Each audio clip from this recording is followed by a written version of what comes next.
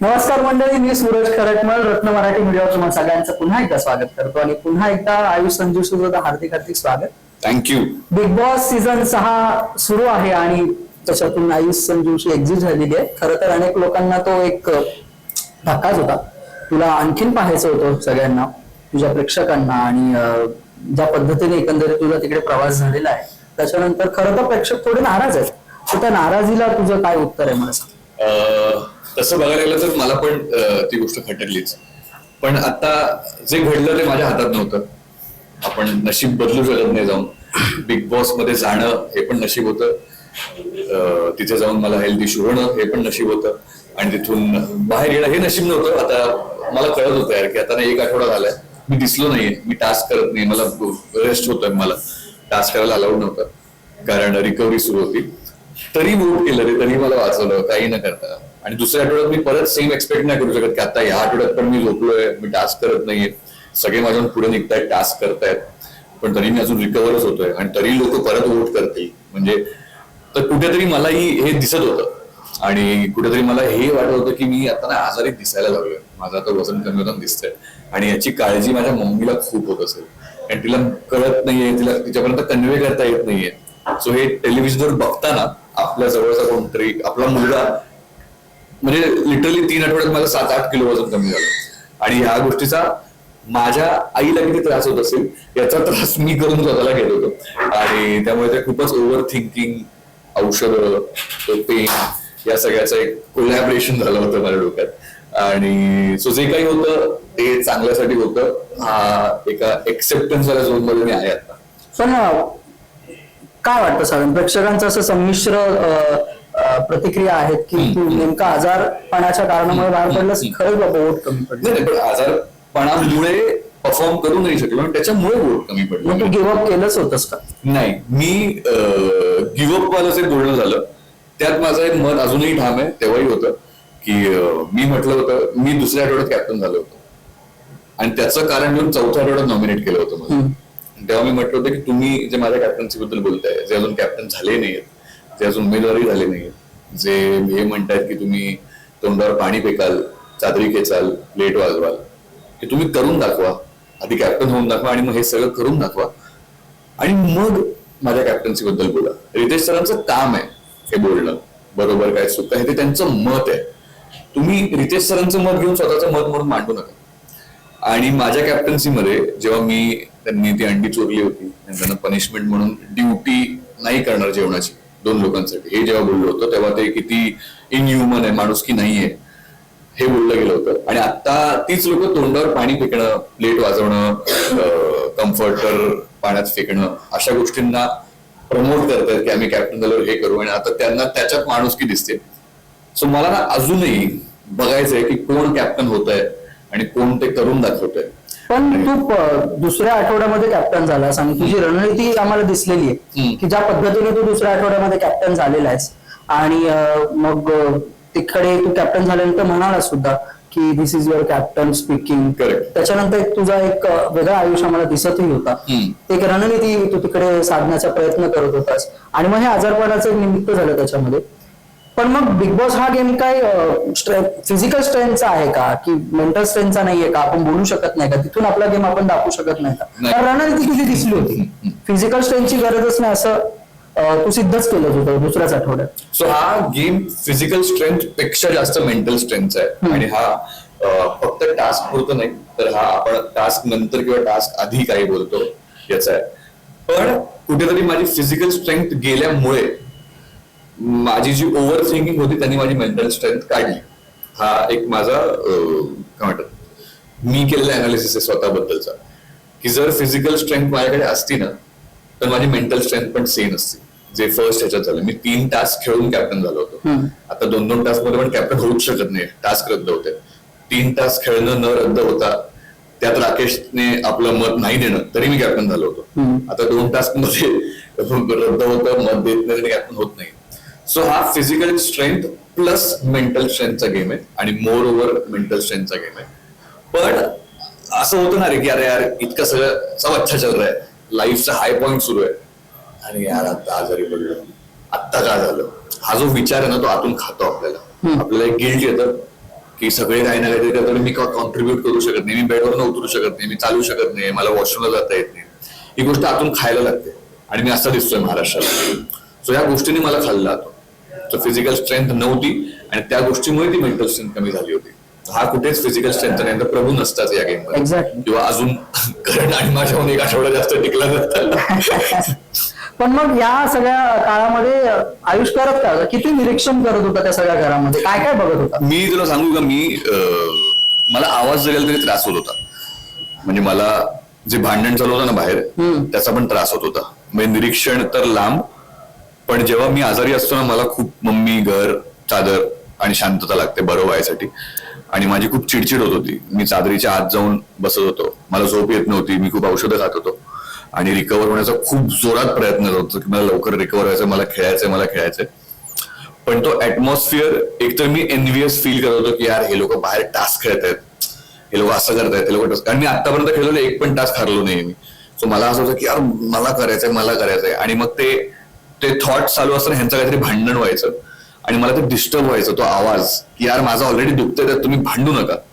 So या सगळ्यात ना तो निरीक्षण इतकी सेन्सिटिव्हिटी उरलीच नव्हती माझ्यात. एका पॉइंटला माझं इरिटेशन झालं होतं की बस भाई थांबा, किती ओरडणार आहे, थांबा, मला बरं होऊ द्या, शांत राहा, मला होऊ द्या, औषध माझं जाऊ द्या पोटात, थांबा. आणि प्लस मग जेवण यार ते लोक चांगलं जेवण पण नाही बनवत. राखी आल्यावर चांगलं जेवण खायला लागलो आम्ही. सो आणि माझे टेस्ट बड खूप इम्पॉर्टंट आहेत माझ्या मूडसाठी. आणि ज्यांची ड्युटी होती त्यांनी ठीकठाकच जेवण केलं. पण कसं असतं माहितीये का, कोणतरी आपल्यासाठी काहीतरी करतंय यार, पोट तरी भरतंय. सो त्या फिलिंगने ना ते असं व्हायचं की यार ह्यांनी आपल्यासाठी केलं. पण टेस्ट तर मॅटर करते. सो हे खूप असे लेयर्स आहेत. जेवण नाही मिळालं तरी चिडचिड होते, औषध खाऊन चिडचिड होते, बाहेर कोणतरी चिडचिड करते म्हणून चिडचिड होते, आपण काही करू शकत नाही म्हणून चिडचिड होते. सो हे ना एक लेअर पाहिलं. पण या काळामध्ये कोण आपल्यासाठी काहीतरी करतंय ते आता जसं तू म्हणालास तेव्हाही करतच होतं कोणी तुझ्यासाठी काहीतरी. बरीच लोक घरातले सगळे आणि इव्हन ओव्हरऑल पण म्हणजे या काळाच्या आधी पण जे करत होते ना ते पण खूप आपल्याला की कुठेतरी आपण आलोय जिथे कोणतरी जेवण करतंय, आपल्याला जेवण देतंय. आजारपणात तर ते खूपच होतं, ते 100x ने वाढतं की तुला बेडवर आणून द्यावं लागतं, कांदा कट करून छान मीठ बाजूला वाढून द्यावं लागतं. आधी तरी आपण स्वतः घ्यायचो, स्वतः प्लेट धुवायचो. आता तर मी प्लेट पण धुत नव्हतो रे, माझी प्लेट करण धुत होता, मला वाढून प्राजक्ता देत होती, माझी नजर तन्वी काढत होती. कोण लागतो मी त्यांचा, किती दिवस झाले तेवढं. एवढं सगळं केल्यानंतर सुद्धा त्यातलेच अनेक लोक होते तुला नॉमिनेट करायला. हो, कारण बघ निकष जो आहे ना तो गेमला घेऊन आहे. तो त्याच्यात हे नाही विचारत की कोण तुमचा मित्र आहे, तुमच्या मित्राला नॉमिनेट करू नका असा क्रायटेरिया देत नाहीत बिग बॉस. किंवा आयुष आजारी होता म्हणून त्याला नॉमिनेट करू नका, त्याला तसे एफर्ट्स घेताना दिसला नाहीस. करेक्ट. त्याचं तेच तर मी सांगतोय की एफर्ट्स कधी घेईन मी, जेव्हा मला चालता येईल, जेव्हा मला उठता येईल, जेव्हा मी बरा होईन, जेव्हा मला ती स्ट्रेंथ असेल. कारण नाहीतर जर एफर्ट घ्यायचं नसतं तर मी पहिल्याच आठवड्यात भाऊ मला जेव्हा बोलले, जेव्हा मी उपोषण केलं होतं 30 तास मी जेवलो होतो, घरातला सगळ्यात पहिला मुद्दा उठवला होता. त्याच्यानंतर भाऊ मला येऊन बोलले विकेंडला की आयुष तुम्ही दिसलाच नाही. तुम्ही म्हटलं भाई मी 30 तास उपाशी होतो, घरातला पहिला मुद्दा मी उचलला, अख्खं घर हलवून स्वतःचा एक नवीन शो चालू केला, खुर्चीवर बसून सगळ्यांना विचारतोय मी चावी कोणी घेतली, आणि ह्याच्यावर भाऊ म्हणतात की मी दिसलो नाही. म्हटलं चल ठीक आहे, भाऊ म्हणतात असेल. दुसऱ्या आठवड्यात मी कॅप्टन झालो. सो गेम माझ्या कंट्रोलमध्ये होता, मला कळत होतं काय करायचं. पण त्याच्यानंतर जेव्हा फिजिकली एक माणूस वीक होतो अशा स्टेजला जिथे आपण बिग बॉसला जायच्या 1 महिन्या आधी आपल्याला कळतं आपण बिग बॉसला जाणार आहे, आपण एक प्रेप असतं, आपण फोटोशूट करतो, आपण हे करतो, आपण 10 गोष्टी करतो की आता बिग बॉसला चाललोय मी आणि आता मला प्रूफ करायचंय आणि आता हे होणार आहे. त्यात माझी पर्सनॅलिटी आहे जी मी चेंज नाही करणार. मी ठरवून आलो होतो ही माझी पर्सनॅलिटी आहे. मी गेमसाठी किंवा कोणतरी बोलतोय म्हणून किंवा मला वोट नाही मिळत म्हणून पण मी पर्सनॅलिटी चेंज नसते. पण तुझ्या पर्सनॅलिटीला प्रूव्ह करण्यासाठी तेवढा तुला वेळ तर मिळाला नाही डेफिनेटली. परंतु त्या काळामध्ये तू तुझे वेगवेगळे इमोशन्स दाखवलेलेच आहेत. असं काय राहून गेलं का तिकडे दाखवण्याचं आयुष्य, बाबा ही पण बाजू आहे आयुष्य. मला एकदा एक ना सेकंड चान्स ऑफ कॅप्टनशिप हवा होता. पण हे जे 3-4 लोक होते जे बोलले होते ना की तोंडावर पाणी फेकेन, ह्यांची कॅप्टन्सी झाल्यावर मला एक सेकंड चान्स ऑफ कॅप्टन्सी हवा होता जिथे प्रत्येकाचं ट्रिगर प्रत्येकाला माहितीये, घर पूर्णपणे टॉक्सिक झालेलं आहे, सगळ्यांची भांडणं झालेली आहेत आणि त्यात येऊन मला माझा सेम अप्रोच ऑफ कॅप्टन्सी ठेवून, म्हणजे आता जर तू बघितलंस तर माझ्याशी पर्सनली कोणाचाच वाद नाही.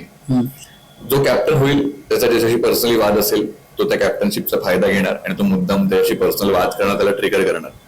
पण माझा कोणाशीच पर्सनल वाद नाहीये आणि या घरात राहून पर्सनल वाद नसणं ही खूप मोठी गोष्ट आहे. आणि असा माणूस कॅप्टन होऊन घर सांभाळू शकतो, कारण हे घर कॅप्टन चालवत नाही, हे घर कॅप्टन सांभाळतो आणि हा फरक तिकडे कळत नाहीये त्यांना. तेव्हा घर चालवायचा प्रयत्न करतात. पण मी जेव्हा कॅप्टन्सीच्या उमेदवारीत उभा होतो तेव्हा मी म्हटलं होतं की 16 लोक माझ्यावर असतील, त्याच्यावर घर असेल आणि 17वा मी असेल. ड्युटीमध्ये पण कमी पडलं तर मी स्वतः उभा राहीन. शेवटचा जेवेन मी, या घराची काळजी मी घेईन, या घराला मी सांभाळेन आणि तेच मी माझ्या कॅप्टन्सीमध्ये केलं. आणि आता ही जी लोक म्हणतात की कॅप्टन असा पाहिजे जो ताट वाजवेल आणि हे करेल, या सगळ्यांची एक एकदा कॅप्टन्सी झाली पाहिजे होती आणि त्यानंतर पुन्हा एकदा कॅप्टन मला व्हायचं होतं आणि मला त्यांना देखा बोला था ना ते वाला करायचं होतं. पण ना आयुष, या सगळ्या प्रवासामध्ये तुझं आणि तन्वी या दोघांचं जे नातं ज्या पद्धतीने दिसलंय ते दिसतही होतं बाहेर. ते एपिसोड मध्ये सुद्धा येत होतं, ते प्रोमोज एपिकेस सगळं तिकडे दिसत होतं. ते कंटिन्यू करावं असं का नाही वाटलं तुला की चल आपल्याकडे आता फिजिकल स्ट्रेंथ नाही, तिथून आपण काहीतरी कंटिन्युटी ठेवू शकतो? नाही यार, मला ना खोटं वागता येत नाही. मला जे खरं वाटतं ते मी बोलतो. माझ्याकडे काही गेम वेम नव्हता की मुद्दे लक्षात ठेवा, हिने हे केलं होतं, हिचं नॉमिनेशन ह्याच्यामुळे करा. मला जे त्या पॉइंटला वाटतं ते मी करतो. मी ऐकलं की विकेश कंटेस्टंट कोण आहे, मला त्या पॉइंटला ओमकारचं नाव तोंडात आलं. मी म्हटलं ओमकार आहे, मला खूप जवळचा मित्र आहे. आणि तन्वीच्या बाबत तिची जी इंटेन्सिटी होती त्या फ्रेंडशिपला घेऊन, त्या रिलेशनशिपला घेऊन, ती जे एक्सपेक्ट करत होती ते मला दिसत होते की यार हे मी फुलफिल नाही करू शकत. कारण तिचा मी एकटा मित्र होतो आणि माझे 4 मित्र होते. सो माझी इंटेन्सिटी डिवायडेड होती. 4 लोकांसोबत मी बसवतो, हसत खेळत होतो, त्यांच्याशी गोष्टी शेअर करत होतो. त्यांचं बरं वाईट काय हे माझी पण जबाबदारी होती बघणं. आणि तन्वीसाठी तिचे जे पहिले मित्र होते ते नाही त्यांचं पटलं, त्यांचं पुढे नाही गेलं टोळी, मग ती एकटी पडली आणि तिचा मी एकटा मित्र होतो. सो ती पूर्ण एनर्जी माझ्यावर चॅनल करत होती, पण माझी एनर्जी 4 लोकांमध्ये स्प्रेडेड होती. सो मी तिला समजवलं की तुझी इंटेन्सिटी जी आहे ती मला कळली नाही, त्यासाठी सॉरी. आणि दुसरं सॉरी याच्यासाठी की माझी इंटेन्सिटी तेवढी नाहीये. आणि तिला जो त्रास होत होता पंचिंग बॅगच्या वेळेस, तो त्रास माझ्यामुळे होत होता आणि तो त्रास मला पुन्हा होऊ द्यायचा नव्हता. त्यामुळे मी म्हटलं की आता एक पाऊल मागे घेऊ, जर हे नसेलच तर याचा त्रास होणार नाही. पण मग जर ही केमिस्ट्री जर तू कॅरी फॉरवर्ड केली असतीस, असतीस ही रॉंग टर्मिनॉलॉजी. ही केमिस्ट्री जर कॅरी फॉरवर्ड झाली असती, गोष्टी व्हाव्या लागतात. मी गोष्टी करणारा नाहीये, माझ्यासोबत गोष्टी होतात. मी ह्याला की दिसायचंय म्हणून हिच्यासोबत फिरायचंय असं नाही करू शकत. माझी जी मित्र आहेत ती खरी आहेत म्हणून माझा टोळीशी काही संबंध नाहीये, कारण त्यांच्यासोबत माझं नाही पटलं. सो जे होत होतं ते मी करत होतो. मी करत होतो म्हणून होत होतं असं नाहीये. मी जाता जाता मला सांग ना की कुठल्या तुझ्या आवडत्या सदस्यांना तू सपोर्ट करणार आहेस? मी आता पूर्णपणे मला आता प्राजक्ता दिसते फॉर शुअर टॉप 5 मध्ये. आणि दुसरी तन्वी दिसते. तिसरा जर गेम लोकांना आवडला तर आरबी आणि विशाल असू शकतात. लोकांना नाही आवडलं तर ते बाहेर जातील आणि त्यांचा गेम आहे आणि ते क्लिअरली गेम खेळतात. आणि 5वा कुठेतरी मला सागर दादा वाटतोय. आणि मग विनर काय? प्राजक्ता आणि तन्वी मधलं कोणतरी जिंकेल असं मला आता वाटतंय. बघूया. क्या बात. खूप खूप शुभेच्छा तुला तुझ्या पुढच्या प्रवासासाठी आणि लवकरात लवकर तुझं सगळे जे काही फिजिकल गोष्टी आहेत काही बऱ्या व्हाव्यात आणि पुन्हा एकदा तू असा मस्त नाचताना आणि त्या सगळ्या गोष्टी आम्हाला बघायच्या तुझ्या पुढच्या सगळ्या तुझ्या प्रोजेक्ट मध्ये. खूप खूप शुभेच्छा आणि धन्यवाद रत्न मराठी मीडिया सोबत गप्पा मारल्याबद्दल. Thank you so much. थँक्यू. भेटूया. रत्न मराठी मीडियाला सबस्क्राईब करा, बेल आयकॉन बटन दाबा आणि ह्या व्हिडिओला नक्की लाईक करा आणि तुमच्या प्रतिक्रिया कॉमेंट बॉक्समध्ये नक्की कळवा.